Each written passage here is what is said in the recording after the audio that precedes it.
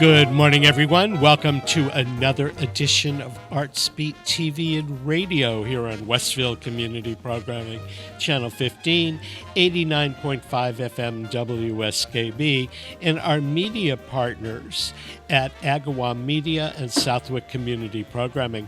We're going backstage today at TheaterWorks in Hartford, where their new season is about to open with the Tony Award-winning musical Fun Home.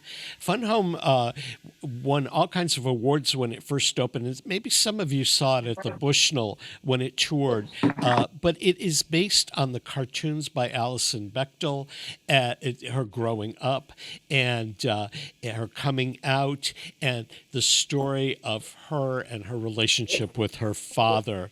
And joining us this morning are members of the cast from TheaterWorks Hartford.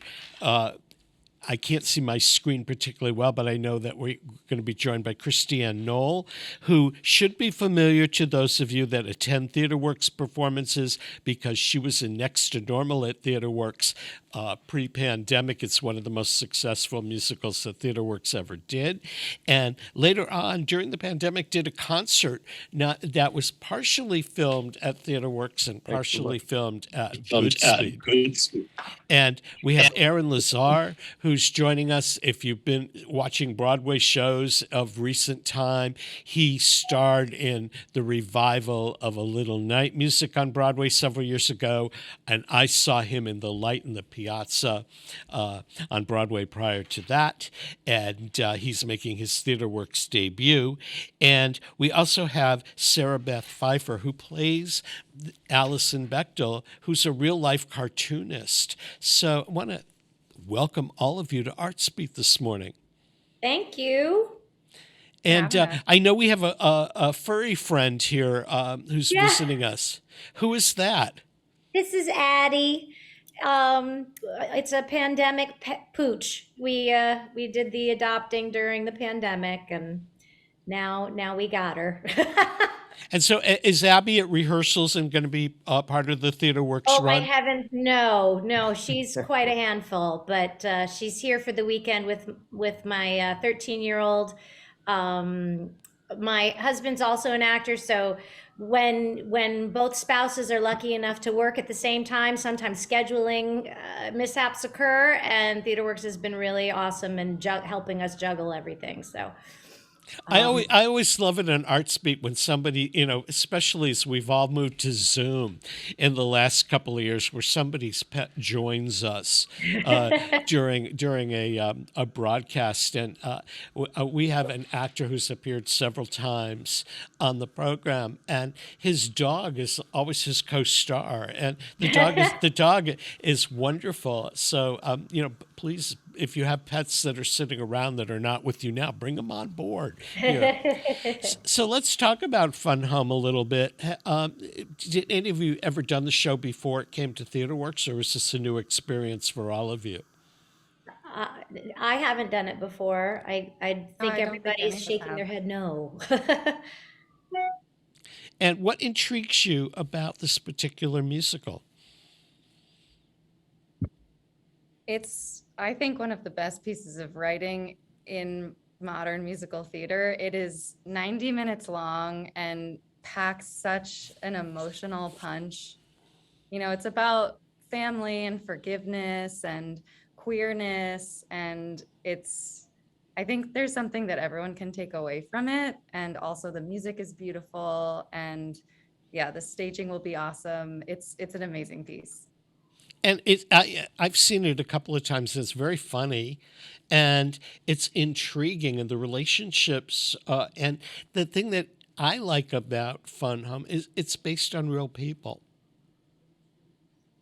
Yes, it's based on the graphic novel that Alison Bechdel wrote about her relationship with her father. So everyone in this is a real person or an amalgamation of them, but is a real person. So there's certainly then source material to go back to, but then you have to remember, no, we're doing this play. We're not doing the graphic novel. We're doing the actual musical. And like SB said, it's quite a stupendous achievement in writing. and capturing a very ordinary human emotions that we are all experiencing in sort of who are we and what do we want to be in the world, and are we allowed to actually become all of that under the environment that we're in, and exploring that in an extraordinary way, I think. So How did the three of you come to musical theater? Was there a play that you saw when you were a kid that you said, I've got to do this? Or did you fall into it? Or was it a dream? Aaron, what was the first show that you saw that made you think, I've got to do this? I had done a bunch of musicals in high school, but when I saw Sweeney Todd, that's when I thought, if that's what a musical can be, I want to do that with my life. And Aaron, you've gotten to do Sondheim in your career. Yeah, I've done a lot of Sondheim. I haven't done Sweeney yet. I will, but and I look forward to it. But yeah, Sondheim.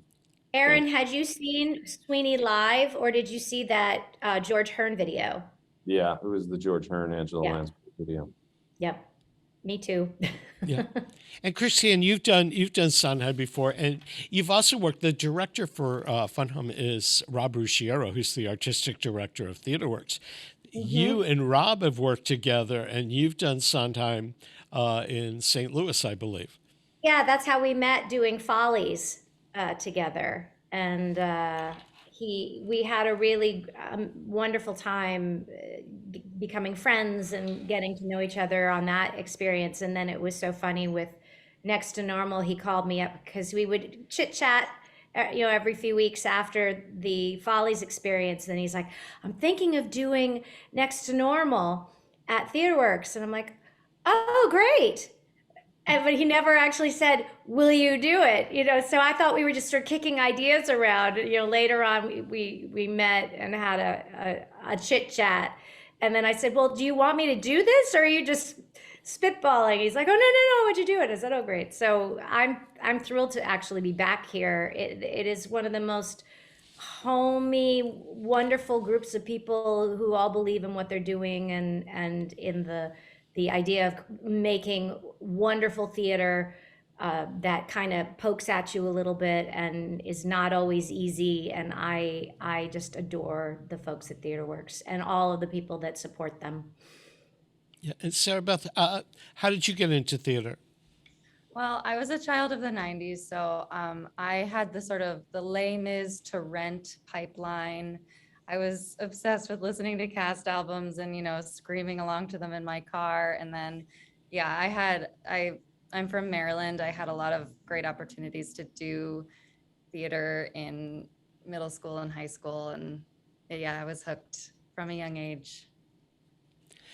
When you perform at TheaterWorks, it's such a small venue. It's like you could be sitting in the last row, and it's like having a play or a musical in your living room kind of thing.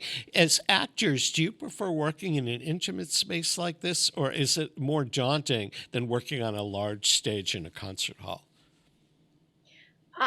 I think it depends on the piece, but I know that when I've sung in a concert hall, I actually have sung here in Hartford with the Hartford Symphony, and whether I'm in that glorious place, I still try to make it feel like my living room. I wanna bring people closer. So the pieces that TheaterWorks has chosen so far really suit being in the space so that the audience is in the living room. They are in the action, so that there's not a distance. You're not going, oh, look at that, what's happening over there. They are in it, which I think does something more to them, which is exciting.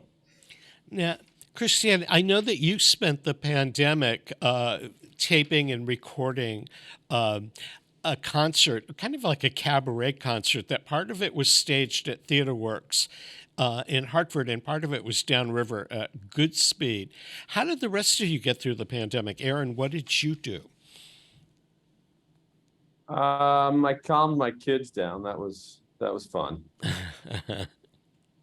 Everyone was so stressed out. It was such a tough time at the beginning. So I produced an album called Broadway Lullabies, where we reimagined Broadway hits as lullabies and had parents singing them. And I'm really proud of that. That's streaming everywhere, so you can get that. It was really just because I would always sing my kids to sleep. And I thought, man, everybody could probably use this now. So we did that during the pandemic. And then I'm producing a couple different things. So I was in development on a couple different projects, and then you use it for time to connect with the people that you love, right? Yeah, Sarah Beth. I'm lucky. I even pre-pandemic did a lot of voiceover commercials and audiobooks and that kind of stuff, which I was already doing from my bedroom closet before the pandemic, which continued to be possible, which was very lucky. And then sort of like Aaron said too, being an actor, you're often away so much. And so just the chance to be home with my wife, and we got a dog during the pandemic too. We have cats. I really treasured it, actually. Yeah, I found that I got to do radio at home. It built a little studio and everything. I actually liked being at home. So it was great for me. But on the other hand, being a theater reporter and an arts reporter and not being able to see live performance, what I missed the most was the energy that you get when you sit in the audience and you watch a performance on stage, especially if you know the people that are involved in creating it and feel the energy going back and forth. And that cannot be replicated on film or television or anything like that. So for me, the return to live theater was fantastic. Aaron, you do a lot of film and television as well as live work. What's your preference? I guess like a great role in the theater is sort of my heart and soul. But there's just something so fun about television and films. It's a very different animal. So I like doing it all, but this show is pretty special, Fun Home, and this is a great cast. And TheaterWorks, as Christiane said, it's my first time here, and it really is a special place. This building is beautiful. The theater is beautiful. It really is super intimate. I mean, most of Fun Home kind of takes place in a living room anyway. So to have people feel like they're in it is going to be really interesting. I don't know that I've done a show this, I was going to say big. I mean, it's a Broadway musical. I don't know that I've done a Broadway musical in a theater this small, especially on like a thrust stage where we're kind of into the audience. So, like you were saying, there's something about that energy that you don't really have that energy with television and film. It's a different performance energy. So I guess I would lean towards theater. Yeah. We're going to take a very fast break here to acknowledge the underwriters that make programming like Artsbeat possible here on Westfield Community Programming Channel 15, 89.5 FM WSKB, and our media partners at Agawam Media and Southwick Community Programming. Peter Coles is our chief engineer, and after we thank those underwriters, we'll be back to talk more with the cast of Fun Home at TheaterWorks in Hartford. And if you want information and tickets, you should go to their website at twhartford.org. We'll be right back. Support for the community programming of WSKB is provided by the Dunkin' Donut Shops of Westfield and the Sardinia family. It's nice to know that even as the world changes, Dunkin' Coffee remains the same at 7 convenient locations throughout Westfield. Support for the community programming of WSKB is provided by Westfield Bank. For more than 160 years, Westfield Bank has been an important community presence and commercial leader in the Pioneer Valley. With convenient full banking services in Westfield, West Springfield, East Longmeadow, Agawam, Feeding Hills, Springfield, Southwick, as well as Enfield and Granby, Connecticut, visit us on the web at westfieldbank.org. Listen to me, Michael Buster McMahon, Mondays 8 to 10 a.m. to learn the stories behind your favorite songs. Or don't. I'm not the boss of you. Community Radio. 89.5 WSKB. Live from Studio 120 at Westfield Technical Academy, this is WCPC Channel 15 and 89.5 FM, WSKB Westfield. Welcome back to Artsbeat, everyone. I'm your host, Mark Auerbach. Peter Coles is our chief engineer. If you've missed a part of today's programming or want to watch it again or share it with friends, it's archived on YouTube at WSKB Community Radio's YouTube page, along with all of the other Artsbeats that we've done over the last 4 years. So an opportunity on a rainy day or driving to or from work to escape and learn about the great people that are making theater, this is your chance. And we are spending a half an hour here with the cast of Fun Home, which is at TheaterWorks Hartford, Christiane Noll, Sarah Beth Pfeifer, and Aaron Lazar. It is based on the graphic novel, not meaning graphic as in like shock value graphic, but the graphic novel of the cartoonist Alison Bechtel, who wrote a cartoon strip for a long time called Dykes to Watch Out For and Other Things. She's a New Englander, and this is a semi-fictionalized story of her growing up and her relationship with her father and her mother. And Sarah Beth plays Allison of the current age. Aaron Lazar plays the father. Christiane Noll plays the mother. And there are also two other Allisons in the company, a very young Allison and kind of a college age Allison as well. So it's a wonderful show. It won the Tony Award for Best Musical, had a nice run in New York. It's one of the few musicals of its time that was entirely created by women who wrote the script and the score and the libretto, which it makes it a landmark in what it's about. And it did a national tour. It played in Hartford, but this is a show that kind of got eclipsed by the large stage of the Bushnell. So if you saw it at the Bushnell, you go, it was, so small and everything. TheaterWorks is like seeing it in your living room, and I hope that you're all going to get a chance to see it. The three of you are so busy in your acting careers, and you take time out to come do TheaterWorks. What are some of the things up and coming that you have on your horizons? I have a couple of concerts that are on the books for next year. I just finished 2 years doing Dear Evan Hansen, or some prior to the pandemic, and then finishing up, and that show just closed on Broadway. So this is definitely a palate cleanser to do something else. And I'm looking forward to breathing a little bit and seeing what is next, and focusing on my family and seeing what we're doing next. Where do you base yourself? Are you in New York or elsewhere? I'm just outside of New York in New Jersey suburb. And Aaron, what about you? I mean, you've got so many irons going. What happens after TheaterWorks? I've got an episode of Yellowstone coming out. I've got some concerts coming up. I'm shooting a commercial, and I have a cabaret with Kate Baldwin called All For You that we just debuted in New York over the summer, and it was very well received. So we're taking that out and hopefully doing that wherever people want to see Kate and I sing sort of biggest and best of Broadway and be goofballs. And if somebody wanted over the course of the run of Fun Home, they could see you at a matinee at TheaterWorks and go down and see her at Goodspeed and 42nd Street. That's right. In fact, I want to go. I know a couple of us in the cast want to go see it. Maybe we'll go with Rob. We'll check it out.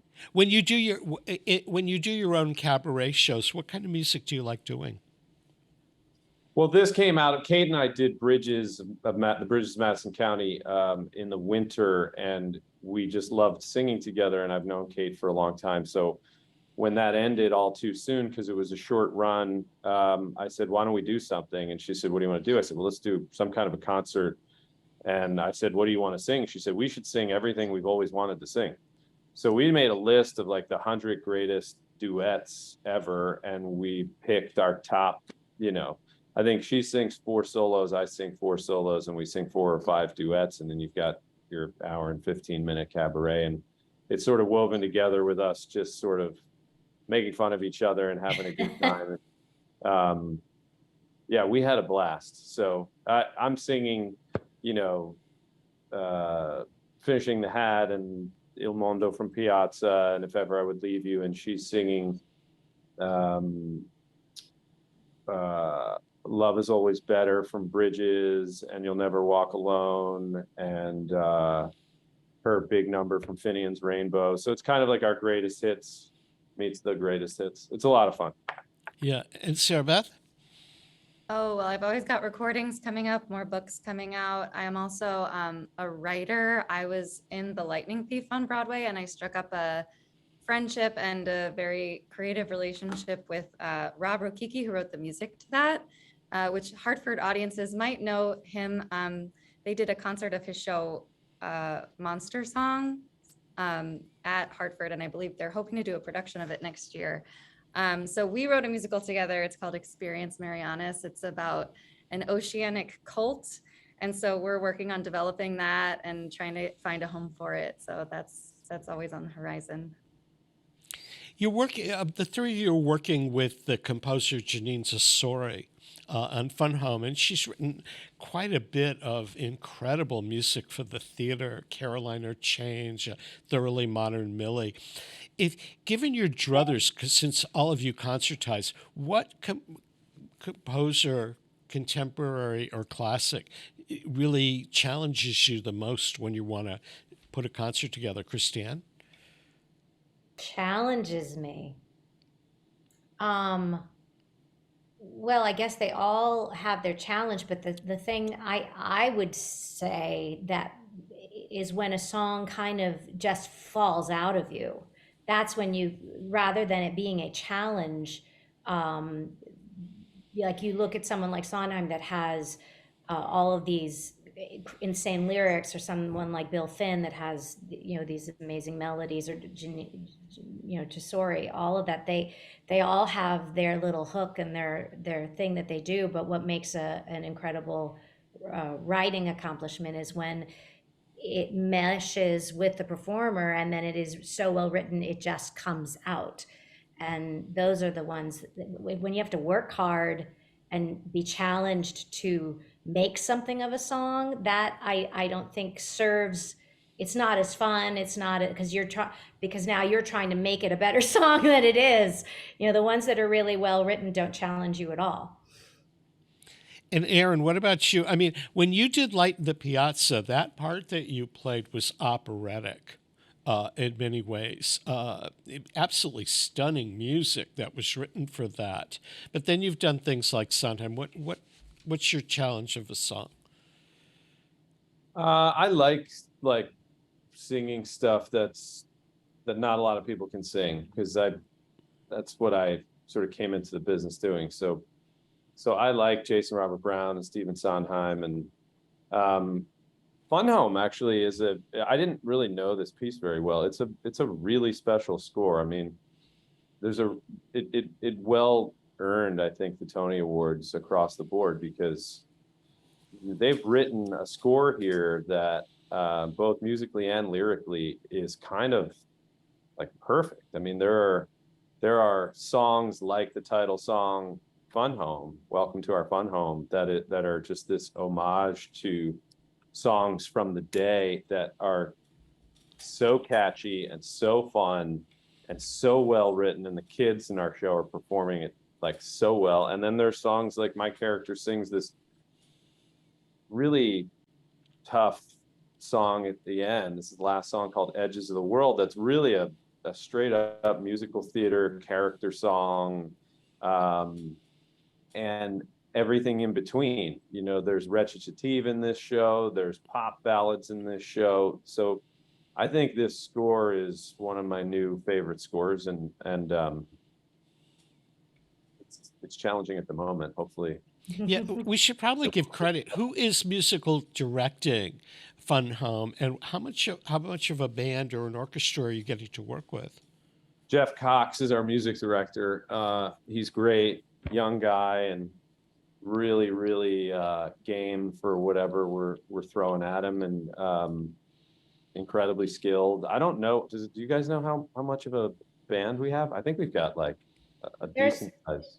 They're betting the kitchen sink on this show. They are pulling out all the stops. I feel like there's, I want to say at least 6, at least. It's a big band. Yeah, I think Rob might have said 8. Don't quote me on that. And I guess Next to Normal was the first, quote, big musical that ever happened at TheaterWorks. Christine, was it difficult doing a big performance like that in such a small space? No, that's what I mean.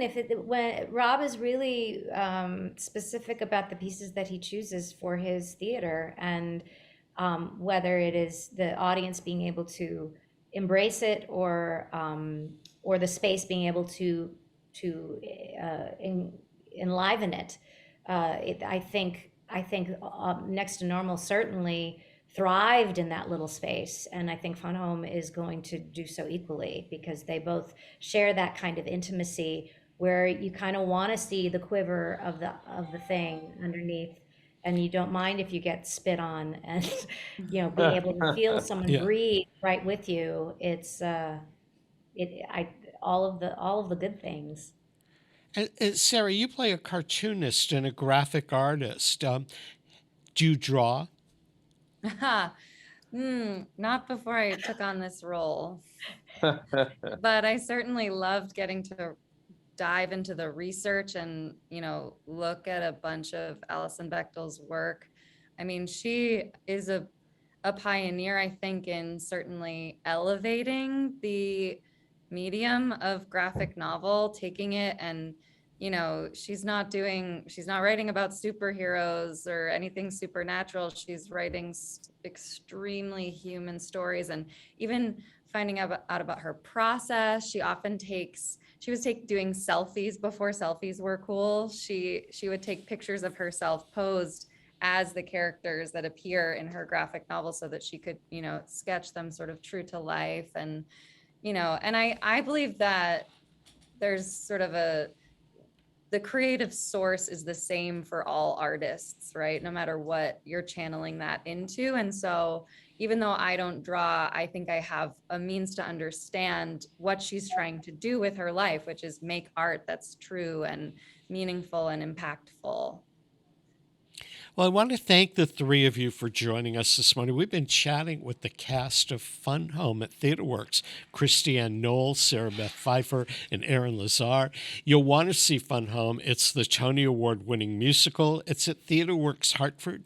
You can get tickets at twhartford.org. Thanks all for joining us this morning. Thank you. Thanks, Mark. We'll see you at TheaterWorks. We're going to take a quick break to acknowledge our underwriters, so we'll be back with more Artsbeat, so don't go away. Support for the community programming of WSKB is provided by Westfield Bank. For more than 160 years, Westfield Bank has been an important community presence and commercial leader in the Pioneer Valley. With convenient full banking services in Westfield, West Springfield, East Longmeadow, Agawam, Feeding Hills, Springfield, Southwick, as well as Enfield and Granby, Connecticut. Visit us on the web at westfieldbank.org. Support for community radio on WSKB provided by Westfield Electroplating. Employing over 140 skilled platers, painters, and technicians, Westfield Electroplating was founded in 1946 and was the first company in the country to achieve National Aerospace and Defense Contractor Program accreditation, proudly maintaining that status for over a decade. Westfield Electroplating provides over 50 quality finishes to meet your corrosion, cosmetic, or performance needs.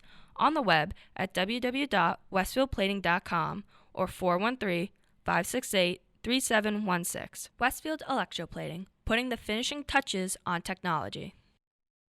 Join me, Tina Gorman, each week from 6 to 8 a.m. for Wake Up Wednesday, when my guests and I discuss health, wellness, and lifestyle reimagined. Community Radio 89.5 WSKB. Live from Studio 120 at Westfield Technical Academy, this is WCPC Channel 15 and 89.5 FM, WSKB Westfield. Welcome back to Artsbeat, everyone. I'm your host, Mark Auerbach. Peter Coles is our chief engineer today. If you've missed a part of today's program, or you want to watch or listen to it again, or share it with friends, it's archived on WSKB Community Radio's YouTube page. As many of you know, I'm a Broadway musical theater geek, and I could spend all day long listening to various original cast recordings of any particular musical and read everything there is to read about them.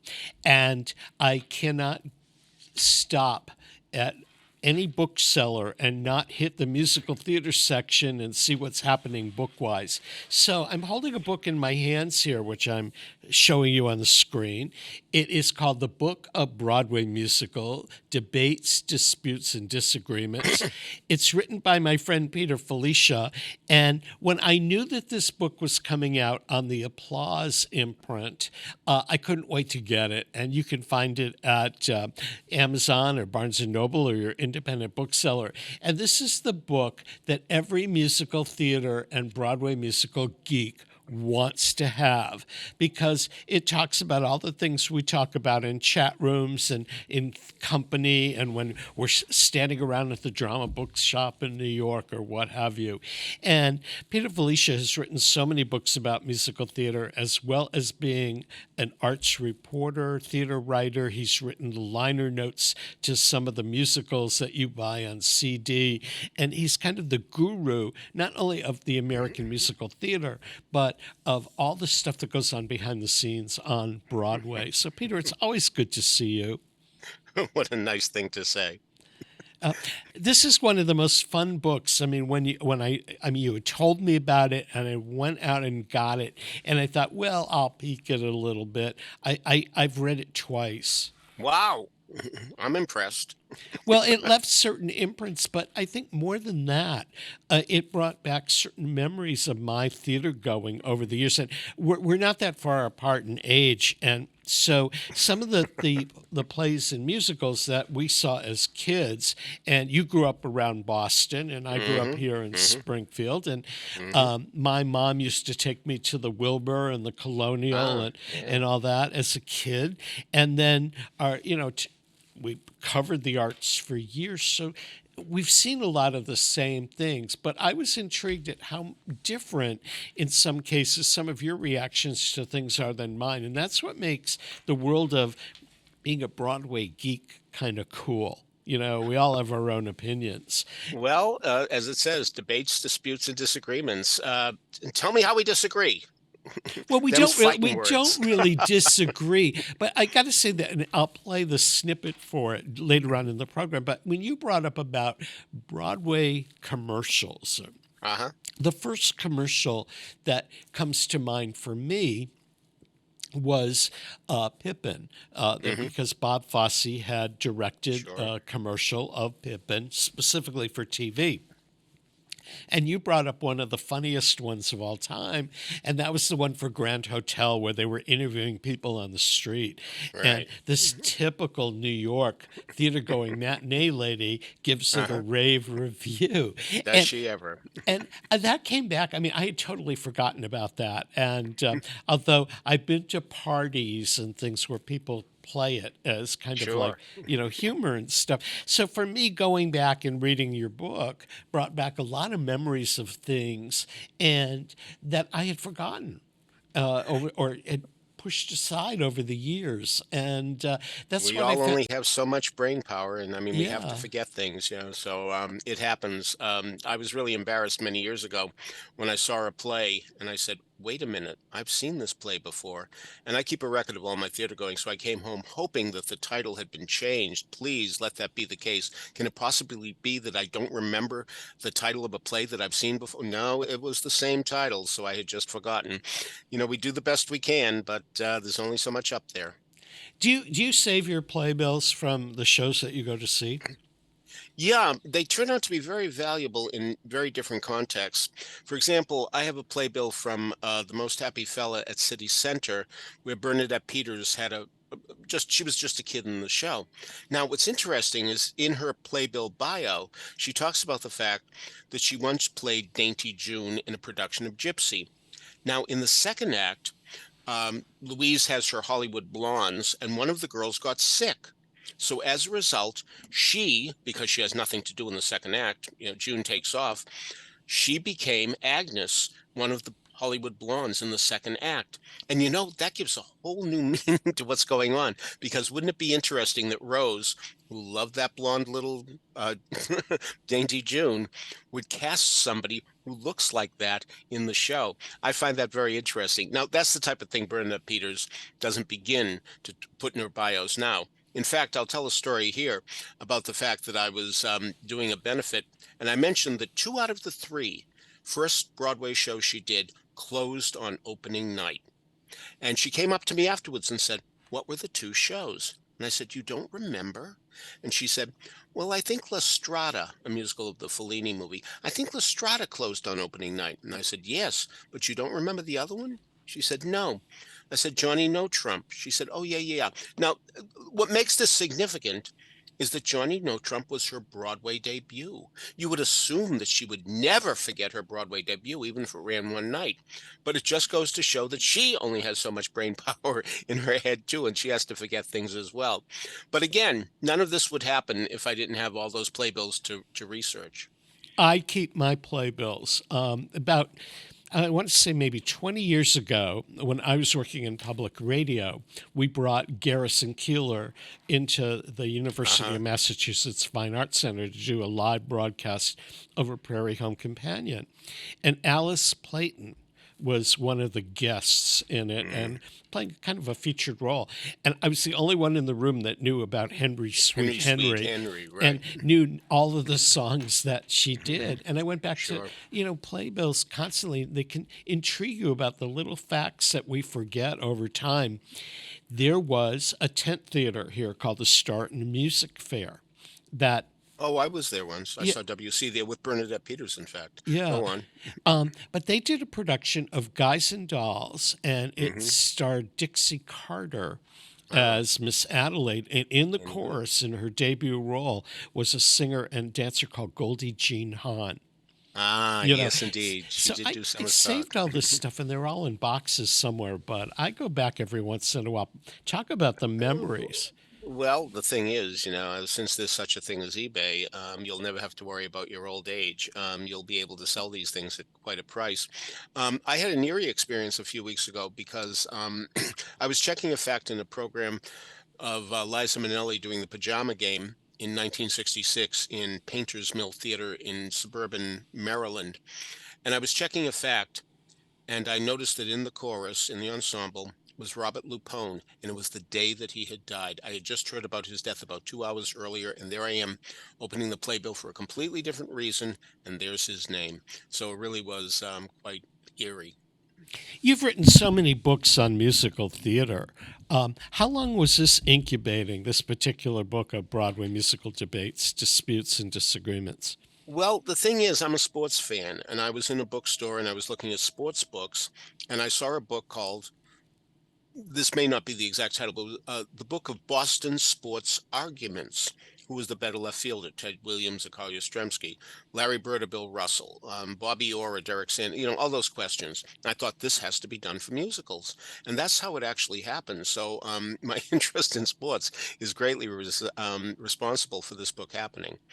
So that was the beginning. But, then when I was interviewing Nell Benjamin, who wrote the lyrics to Legally Blonde, and we were talking about another show of hers called Pirates, the cassette recorder, it was that long ago, the cassette recorder clicked off, and I said, well, thank you. She's, wait. I hear you always ask people, if there were a time machine, what would you go back and see? I had my answers ready. I mean, aren't you going to ask me that question? So of course I did. So the question to you, what would you go back and see if there were a time machine? I would like to have seen Ethel Merman in something, like maybe Gypsy. That's the number 2 answer I get. I'll tell you the way it plays out. The number 1 answer is Follies. Did you see it? I did see Follies twice. Once. Well, there you are. So it's off your list. So I saw Follies in New York in previews. We had a class. I was in school. We had a class trip to New York to see Story Theater with Valerie Harper was in it before she did Rhoda, and all that. And the theater agent was short on 4 tickets. So he said, well, there's this musical across the street at the Winter Garden, and I can get you 4 tickets for that. It hasn't opened. It's by Stephen Sondheim, and it's called Follies. I knew nothing about it. And I remember being so taken away by the mirror number in it. Sure, that's still the best number I've ever seen. I dragged my mother and my grandmother back to New York to see it. And then, I never saw it again until it was on Broadway a decade ago. I don't think I need to go see it. I would like to have seen... No. You're covered. I mean, that's perfectly fine. When I saw Follies in Boston, the song I'm Still Here wasn't in yet. There was a song called Can That Boy Foxtrot? And anyway, a friend called me and said, they're throwing out the Foxtrot song. And I said, are you kidding? That song's great. My God, the rhymes in it. But who needs Albert Schweitzer when the lights are low? That's a great lyric. What's he going to write that's going to be better than that? Well, he showed me. He did write something better than that, because I'm Still Here is, to me, the greatest number ever written out of town, which in fact is one of the categories in the book that I bring up. What's the best song to have written out of town? And that's my vote. How long did it take you to write this? I mean, there's so many memories in here that you probably could have spent hours just thinking about them before you put them to paper. There's a baseball guru named Bill James, and he once said, there is not a moment of my life that I'm not thinking about baseball. Well, that pretty much applies to me in terms of theater. I've walked down the street and I take notes all the time because things occur to me as they happen. My girlfriend often says, you love theater more than you love me, to which I always say, well, Linda, I was going to theater 17 years before I met you, so it's sort of grandfather claused in, I mean, and she said, that's all right. As long as it's not somebody else, I'm perfectly happy with that. But it's what I do all the time. I don't even remember how long it took me to do this book. But I will say the new book, which is due November 15th, I'll make a deadline very easily, is called Brain Teasers for Broadway Geniuses. And what it is, I do a podcast every Sunday, and I give a trivia question at the end, and some of them are murder. And yet there are people who fight to be the first ones to answer. So I have all these questions, so I put them together in a book, and it'll be ready for that. But, I honestly don't remember when I started. I honestly don't remember when I finished this book on debates, disputes, and disagreements. I just don't remember. But for better or worse, I think it came together quickly and easily. Now, of course, there are people who are going to read it and say, too quickly, too easily, but nevertheless, that's what I recall. Well, we need to take a break to acknowledge our underwriters. Before we do, you might want to check out this book. It's called The Book of Broadway Musical Debates, Disputes, and Disagreements. It's by Peter Filichia. It's on the Applause in print, but of course you can get it wherever you get your books, at independent booksellers, Amazon, Barnes & Noble. But as we segue into this underwriting acknowledgement, we found the Grand Hotel commercial that Peter touts in the book, and to me is one of the funniest Broadway theater commercials ever. So, Peter, can you roll tape?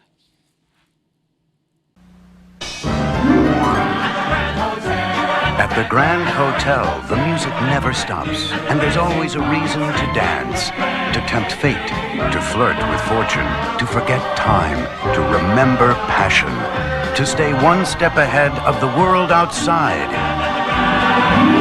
Grand Hotel, the new hit musical at the Martin Beck Theater, directed and choreographed by Tommy Toon. Call 246-0102 for tickets. The Sid Charisse is fabulous, wonderful. I'd like to see the show 2 more times. I loved it so much. Why? What could possibly be that good? She is fantastic. Her movements, her dancing, her voice. Everything about her is terrific. So you didn't like her very much? I loved her. I'm going to see it twice more. When? As soon as I could get tickets. My husband works in this area. Okay. Support for the community programming of WSKB is provided by Westfield Bank. For more than 160 years, Westfield Bank has been an important community presence and commercial leader in the Pioneer Valley, with convenient full banking services in Westfield, West Springfield, East Longmeadow, Agawam, Feeding Hills, Springfield, Southwick, as well as Enfield and Granby, Connecticut. Visit us on the web at westfieldbank.org. Join me, Tina Gorman, each week from 6 to 8 a.m. for Wake Up Wednesday, when my guests and I discuss health, wellness, and lifestyle reimagined. Community Radio 89.5 WSKB. Live from Studio 120 at Westfield Technical Academy, this is WCPC Channel 15 and 89.5 FM, WSKB Westfield. Welcome back to Artsbeat, everyone. I'm your host, Mark Auerbach. Peter Filichia is our guest this morning. His new book is called The Book of Broadway Musical Debates, Disputes, and Disagreements on the Applause imprint. You can find this book and all of the other books that Peter has written at Amazon, Barnes & Noble, or your independent booksellers. And if you missed a part of today's program or you want to share it with friends, watch it again. We are archived on WSKB Community Radio's YouTube page. Peter, so you got a new book that is due in November. Is there another book after that? Well, ironically enough, in this book that you're holding, I asked the question, if there were a musical theater Mount Rushmore, what four faces would you put on it? And that's a very difficult question, because when Gutzon Borglum did Mount Rushmore, it was going to be presidents, and he only had 30 to choose from at that time. But when you ask a question of all of musical theater, it's very hard to get down to four. So what I might do is do a book called Musical Theater Mount Rushmore, dealing with the fact that in each category, if there were a choreography Mount Rushmore, what four faces would you put on it? If there were a lighting Mount Rushmore, what four faces would you put on it? So that may be. I also want to do one about the fact that, well, let me put it this way. There was a book that came out in the 80s called Father. So here's the title of the book. Here's the author of the book. But above it, it says, he was once the most important man in your life. He still is. And there's something to be said for that. Okay, bear with me. There's a very famous Sicilian expression that a boy does not become a man until he can beat up his father. Okay, why do I bring this up? I think this applies to Stephen Sondheim and Oscar Hammerstein. Needless to say, Oscar Hammerstein was the most important man in Stephen Sondheim's life because he's the one who got him interested in musical theater. As Sondheim always said, if he were a geologist, I would have become a geologist because he was my surrogate father. Okay. However, notice that so many of Sondheim's shows are essentially rewrites of Oscar Hammerstein shows. Into the Woods. Well, Hammerstein wrote Cinderella, fairy tales. Merrily We Roll Along is about a guy's life journey, and Allegro is too, but they go in opposite directions. Pacific Overtures, King and I, South Pacific, one could make an argument about that. Company is about the difficulties of marriage, so is Carousel. There are a lot of parallels, so I've been thinking about doing something on that. And I wonder who, he's only been gone less than a year, but I wonder whether Sondheim influenced the next pairing there, like Hammerstein, Sondheim and somebody else. Well, he was very good about encouraging new writers. He used to show up at the ASCAP workshop to evaluate people. Jonathan Larson certainly would have been the person who's most likely to have been the beneficiary, but of course he died too young. It's so ironic that in his musical Tick, Tick, Boom, which was written posthumously, a book writer came in and joined together all the songs that he had written before. But it's so interesting when he talks about, feeling bad about turning 30. And little did he know that 5/6 of his life was over at 30, because he died before 36. So, but certainly Sondheim did his part in trying to get people involved in musical theater. We're in a very different age now, and it makes perfect sense to me why we're in the age we're in, because all the baby boomers who grew up going to concerts are now coming to the theater, and they're treating them like concerts. When the lights go down, they cheer. They occasionally stand through the show, and they go woo, and all that stuff that they've been accustomed to doing at concerts. So it's not surprising to me that we have so many jukebox musical which bring up the songs of the past that these baby boomers knew and loved. So that's where we're at the moment. And I do believe 100 years ago musicals were rather silly. They had idiotic plots. Somebody would come in and say, hey, have you heard the new dance sensation? Have you done it? And they would do the dance, and we're sort of in an era like that now, where musicals are sillier than they used to be. They're certainly not as potent and intellectual as the ones Sondheim gave us. But I think, the pendulum will swing back, and some years from now, I'm not sure I'm going to live to see it, somebody's going to say, hey, it's time for the musical theater to grow up. Let's have new shows. Let's have new scores, and then that'll happen. It will. It has to. It's very embarrassing that a couple of years ago, the best score didn't even go to a musical. It went to incidental music for a play. I mean, that's really saying something, because there are so many songs on Broadway now that people have heard before. We have a lot of secondhand songs on Broadway.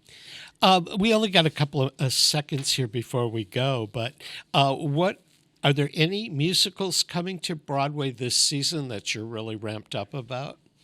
Well, I am interested in the revival of 1776 because it's using all women, and women of different colors and dispositions, and it would sound like it would be an impossible thing to do. Two of my friends from Boston saw it, two friends who know 1776 inside out, and said, after a while, you forget they're women. I hope I do too. Terrific. We've been chatting with Peter Filichia, who has written this fabulous book called The Book of Broadway Musical Debates, Disputes, and Disagreements on the Applause imprint. Peter, it's always great to see you. Thanks for being part of Artsbeat today. We're going to leave you with a selection from the musical Fun Home that's currently at TheaterWorks. This is the original Broadway cast recording. Peter Coles has been our chief engineer. We'll see you next Friday with another edition of Artsbeat. You didn't notice her at first, but I saw her the moment she walked in. She was a delivery woman. She came in with a handcart full of packages. She was an old school butch. Someone just came in the door, like no one I ever saw before. I feel I don't know where you came from. I wish I did. I feel so dumb. I feel your swagger and your bearing and the just right clothes you're wearing, your short hair and your dungarees and your lace-up boots and your keys. Oh, your ring of keys.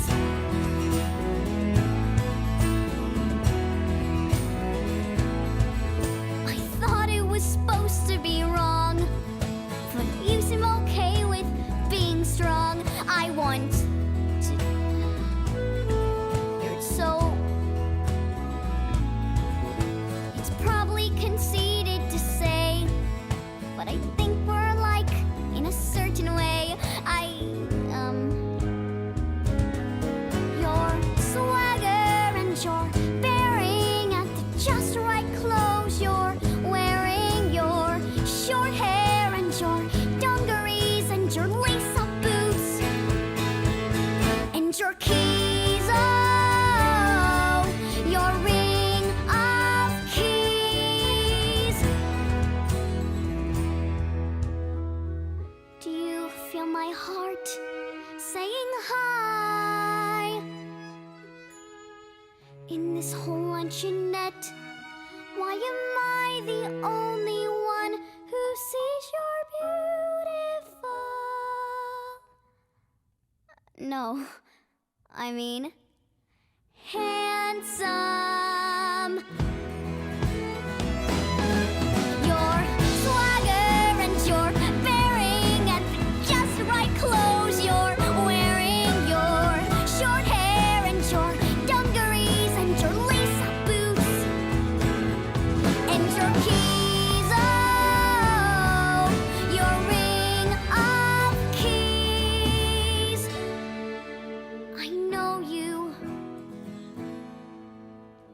know.